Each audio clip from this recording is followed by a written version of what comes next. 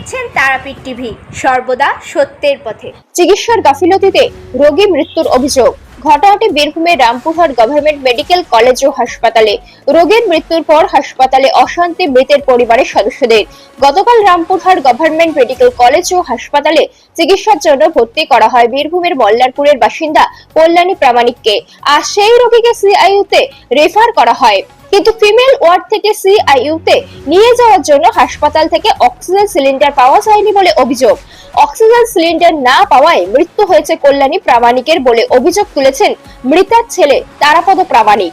এরপরই হাসপাতালের নার্সদের ঘিরে প্রতিবাদ শুরু করেন মৃতার পরিবারের লোকজন। খবর পেয়ে ঘটনাস্থলে পৌঁছায় রামপুরহাট থানার পুলিশ।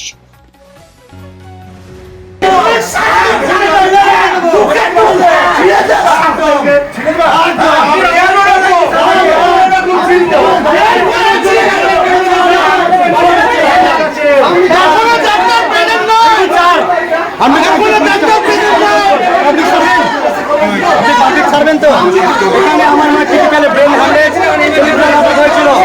3.5 ঘন্টা আগে ডাক্তারবাবু রেফার লিখে গেছেন। আমার মাঝে 10 মিনিটের মধ্যে ভাই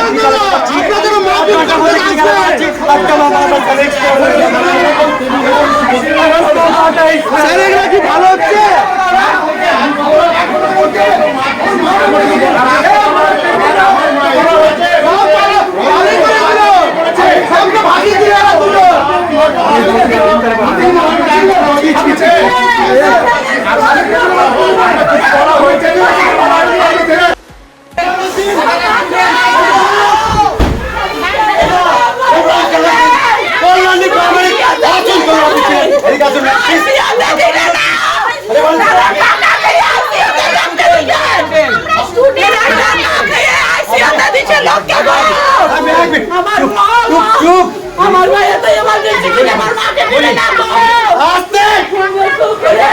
আপনি আমার বোনের মতো, বোনের মতো।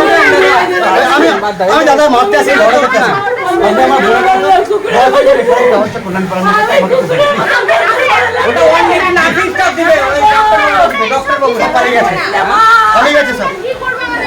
আমাকে বলেন আপনি দিন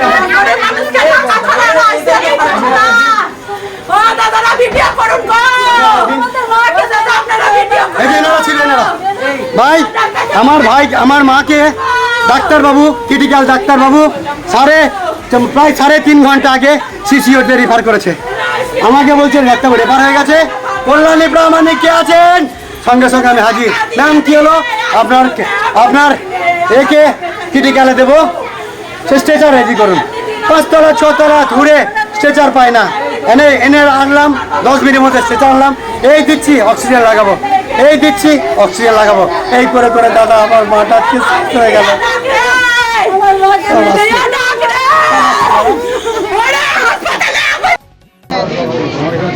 না আমি তো উপরে আছি মেলে।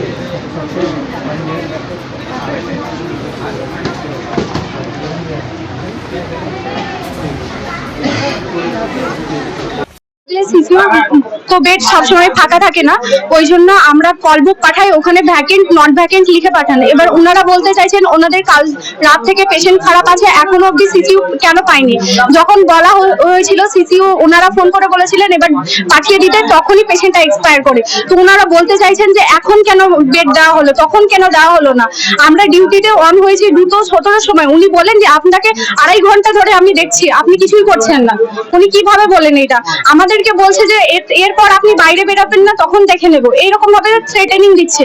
আমাদের কোন রকম কোনো সিকিউরিটি নেই বলতে, পার্টির এখানকার পার্টির একদম কথা ভীষণ বাজেভাবে ডিল করতে হয়। প্রত্যেক মুহূর্তে আমাদের এই বাজে বাজে গালিগালাজ শুনতে হয়। পেশেন্টটা মারা গেছে 3টের দিকে, মানে ডেট ডিক্লেয়ার হয়নি, ডাক্তারবাবু দেখেছেন।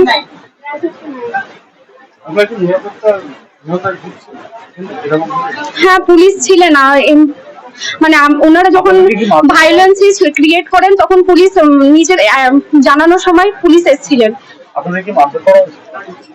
মারধরের থেকেও এটা বড় কিছু।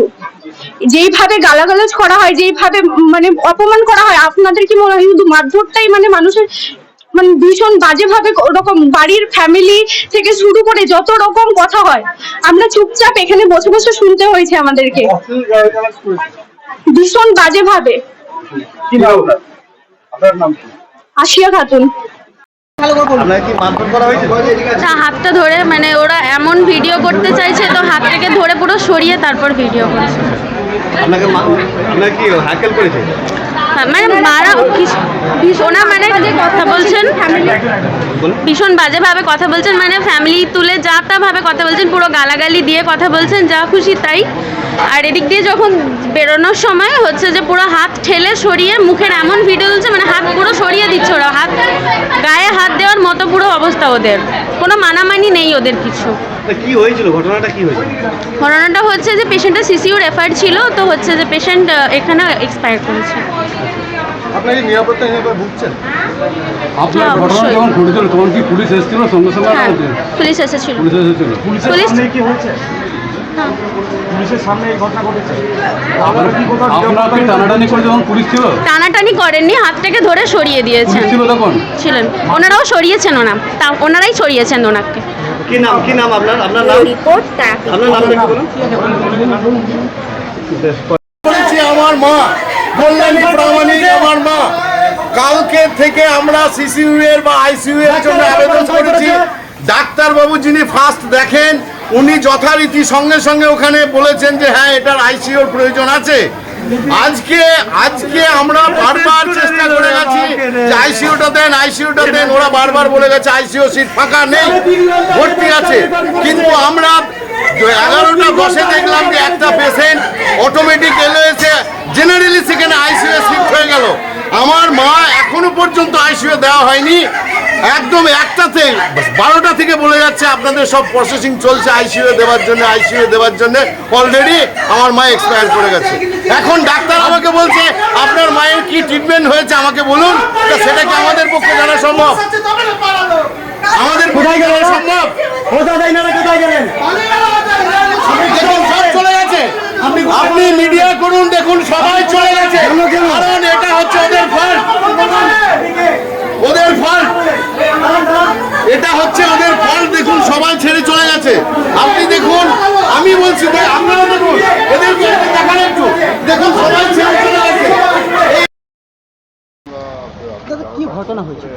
ঘটনা দাদা, কালকে 9টা কি 9:15 নাগাদ আমরা রামপুরহাট মেডিকেল কলেজে আমার মাকে অ্যাডমিশন করাই। অ্যাডমিশন করানোর পর ডাক্তারবাবু এমার্জেন্সিতে দেখেন, তিনি বলেন আর কি ব্যাপার? আমি বললাম স্যার ঝাঁকুনি দিচ্ছে, মাথা ঘোরাচ্ছে, মুখ বেঁকে যাচ্ছে। তো আপনাদের কাছে সিটি স্ক্যান, এমআরআই বা অন্য কিছু আছে? হ্যাঁ স্যার আছে। তিনি দেখলেন, দেখে বললেন এনার তো সেরিব্রাল অ্যাটাক, স্ট্রোক। আমি বললাম হ্যাঁ স্যার। তা বলছি ইনি যা ঝিঁকুনি দিচ্ছেন একে যদি আইসিইউতে না রাখা যায় ইনি কিন্তু খুব তাড়াতাড়ি এক্সপায়ার করবেন। সেই জন্য আমি এখানে আইসিইউর অ্যালট করে গেলাম, আইসিইউর খুব তাড়াতাড়ি আপনাদেরকে দিয়ে দেওয়া হবে। এই বলে সারা রাত্রিটা চলে গেল।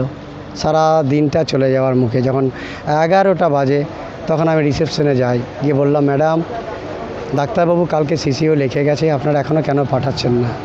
তা বলছে দেখুন এটা আমাদের কিছু করার নেই, আর যদি অফিসিয়ালভাবে বলেন তাহলে আমাদের কিছু করার নেই, আর যদি আনঅফিসিয়ালি বলেন তাহলে আমি আপনাকে এতটুকুই বলবো আপনি সুপারের সঙ্গে গিয়ে কথা বলেন যদি কিছু হয়। সেই অনুমতে সুপারের সঙ্গে গেলাম, অ্যাসিস্ট্যান্ট সুপারের সঙ্গে দেখা করলাম, করজোরে কাকুতি মিনতি করলাম। তিনি বললেন দেখো ভাই যদি বেড যদি থেকে থাকে তাহলে আমি তোমার জন্য ব্যবস্থা করব। তিনি যথাযথ করুণ হৃদয়, তিনি বললেন করবেন। তার মধ্যেই 12টার সময় যখন ডাক্তার ভিড়ি চাওয়া শুরু হয় তখনই আমার দিদি ফোন করে, ছোটদি ভাই কোথায় আছিস? আমি বললাম সুপারের কাছে আমি কথা বলতে এসেছিলাম। বলছে চলে আয়, এখনই ডাক্তারবাবু এসেছিল বলে গেল আমাদের মাকে সিসিইউতে ট্রান্সফার করা হবে, নিয়ে যাবে। আমি বললাম ঠিক আছে, আমি তৎকালীন আমি ওখান থেকে চলে এলাম। এখানে বললাম দিদি কখন দেবেন? বললো আপনারা স্ট্রেচার রেডি করুন, আমরা এখনই পাঠাবো খনি, নাহলে পেশেন্টের অবস্থা খুব খারাপ, যখন তখন এক্সপায়ার হয়ে যাবে। আমি স্ট্রেচার খুঁজতে এলাম, স্ট্রেচার খুঁজতে এসে দেখি এখানে একটাও স্ট্রেচার নেই। এখানে যারা অ্যানাউন্সমেন্ট করে তাকে বললাম দাদা আপনি তো অ্যানাউন্স করছেন স্ট্রেচার যারা নিয়ে গেছে তাদেরকে একটু বলুন যেন স্ট্রেচার। বলছে আমি তো অনেক বলে বলে হেলে যাচ্ছি ভাই, অত কাকে বলবো, তুমি গিয়ে এ ওয়ার্ড খুঁজে নাও। সেই আমি 1 তলা 2 তলা 3 তলা 4 তলা 5 তলা সব ঘুরে ঘুরে এসে আমি কোথাও স্ট্রেচার পেলাম না। শেষকালে এসে একটা স্ট্রেচার এখানে এক ভদ্রলোক নিয়ে যাচ্ছিল না, দাদা আপনার কি ব্যাপার? বলছে ভাই এটা আমি একটা এক্সরে করতে নিয়ে বললাম ভাই আমার মা মৃত্যুর সঙ্গে পাঞ্জা লড়ছে, একটু আইসিইউ নিয়ে যাওয়ার জন্য স্ট্রেচারটা একটু দিন। তার করুণ হৃদয় মানুষ, তিনি আমাকে দিলেন, আমি নিয়ে গেলাম স্ট্রেচার। রিসেপশনে বললাম দিদি স্ট্রেচার আমাদের এসে গেছে, আমার পেশেন্টকে সিসিইউয়ে কনভার্ট করার জন্য রেডি করুন। ও ঠিক আছে রেডি করছে, একটু দাঁড়ান, আমাদের যে অক্সিজেন লাগায় তিনি এখন অন্য কাজে ব্যস্ত আছেন, আমি একটু পরে লাগিয়ে দিচ্ছি। কতক্ষণ? 10 মিনিট। 10 মিনিট হয়ে গেল, আধা ঘন্টা পর আবার আওয়াজ আসছে, কল্যাণী প্রামাণিকের বাড়ির লোক কে আছেন? আমি বললাম আমি আছি ম্যাম। কী ব্যাপার? না তো এই পেশেন্টকে নিয়ে যেতে হবে, আপনার অক্সিজেন লাগাতে হবে, তবেই আমি পেশেন্টকে আইসিইউতে এখান থেকে এইটুকু নিয়ে যেতে পারবো, অক্সিজেন ছাড়া করলে পেশেন্ট এক্সপায়ার করে যাবে। আর ঠিক আছে তো লাগান।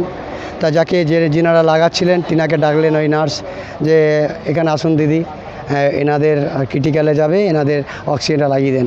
বলছে আমি কি করে অক্সিজেন লাগাবো, অক্সিজেন যেটা ছিল একটাই ছিল অক্সিজেন, একজন এক্সরে করতে যাবে, আমি ওকে দিয়ে পাঠিয়ে দিলাম। আমি তখন বললাম দিদি তাহলে আমি কি করব? ওই দিদিও বললো তাহলে বলো ক্রিটিক্যালটা আমি কী করবো? বলছি কিছু করার নেই, ও যখন আসবে তখন ট্রেজার পাবে, অক্সিজেন পাবে। দিয়ে বললো দাদা একটু দাঁড়িয়ে যান। আমি বললাম ঠিক আছে দাঁড়াচ্ছি। আধা ঘন্টা হয়ে গেল, এই বলে আবার ডাকে, এই করে করে 3:45 নাগাদ যখন আমাকে বললো এক্সপায়ার মানে স্ট্রেচার আমরা রেডি করছি, অক্সিজেন রেডি করছি, আপনারা আসুন। তখন আমি যখন নিয়ে যাই স্ট্রেচার, তখন আমার যেন মনে হলো মায়ের স্পন্দনটা একটু কেমন লাগছে। আমি এইভাবে হাত দিলাম, স্পন্দন নেই। সঙ্গে সঙ্গে নার্সকে বললাম দিদি একটু দেখুন তো আমার মাকে, কল্যাণী প্রামাণিক এসে দেখলো, সে ছুটতে চলে গেল ডক্টরের কাছে। ডক্টরকে বললো, ডক্টর এলো, ডক্টর দেখে বলছে she is no more, is death. ঠিক আছে, অক্সিজেনের অভাবে, ট্রিটমেন্টের অভাবে, আচ্ছা সিসিইউতে না পৌঁছানোর জন্য ডাক্তারের মানে কি বলবো আপনার ডাক্তারবাবু ওখানে আপনার বলে দিয়েছে ওখানে কনভার্ট করার জন্য, নার্সদের গাফলতির জন্য, এবং যারা ওখানে রিসেপশনে যে একজন ডাক্তার আছেন ছোট্ট করে দাড়ি, ফ্রেঞ্চ কাট দাড়ি, তিনি আবার আমাকে বলেন আপনি বেশি বড় বড় কথা বলছেন কেন, ঘাত ধাক্কা ধরে বের করে দেবো, যা করবেন করে নেন গা, আমি কি আন্ডা পাততে বসে আছি? এই ধরনের ডাক্তারবাবুদের কমেন্ট। কারণে মারা গেল হচ্ছে আপনার আমার মা বিনা চিকিৎসা, বিনা অক্সিজেন এবং বিনা সিসিইউয়ে না দেওয়ার জন্য আজকে আমার মারা গেল। লিখিত অভিযোগ এখন করিনি। রামপুরহাট আমাদের সিআই এসেছিলেন, তিনি যথাযথভাবে বললেন যে দেখুন দাদা এটা অ্যাক্সিডেন্ট, খুব দুঃখজনক, খুব নিন্দজনক, এদের গাফলিতে আমরা জানি, সবই বুঝতে পারছি, তবে এখন এটা ভালোভাবে পার করুন, পার করার পর 2 দিন 3 দিন পর আপনারা আসুন, এসে আমাদেরকে লিখিত অভিযোগ জানান, আমরা যথাযথ আমরা অ্যাকশন নেব।